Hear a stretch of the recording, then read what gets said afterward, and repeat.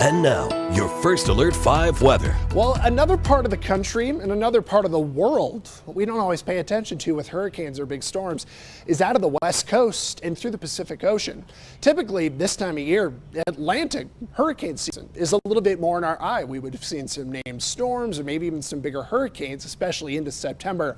But this storm, it's actually a typhoon, so remember, kind of the same type of thing, but a different part of the country, is the equivalent for a typhoon to about a Category 4 hurricane. Wind speeds have been around 145 to 150 miles per hour, and the projected path through the weekend would take it across parts of Taiwan, especially the north and east half of the island, and actually out towards some of the eastern part of the China coastline. So that'll be worldwide, something we kind of keep our eye on over the next few days, that large typhoon, that large system. Here locally, no typhoons, no hurricanes, heat, and some thunderstorms. That's kind of the big story we have, especially if we were to get any activity down near Pueblo. So we're going to keep increasing that cloud cover through the end of the day here, but 88 in the Springs, 96 Pueblo, great to add a little cloud cover to the mix. Give us a nicer end of the day.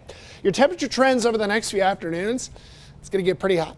Talking like 90 in the Springs tomorrow, 91 in Pueblo, and 91 on Friday, and then in Pueblo, right up next to 100, especially by Friday. So it's a toasty end of the week for sure. Now this is all due to a jet stream ridge. Whenever the jet stream arcs up like this, a lot of heat can build underneath. And then the problem here is that ridge doesn't go anywhere. It just sits and builds, not only through Thursday, but all the way out into next week. And while that's going to keep us hot locally, check out what it's going to do to parts of the West Coast. So Sacramento, middle of California, a little bit more up towards the north half. We're up to 100 today for the forecast, but then rolling the model out through the weekend, Sacramento could get to like 111 to 112. So a couple degrees away from like their all-time heat record. And I mean, the desert Southwest in general is going to cook over the next several days, but it's some of that interior California temperature that's a little bit more concerning. It's going to elevate their fire danger, which is already pretty high from lackluster rain.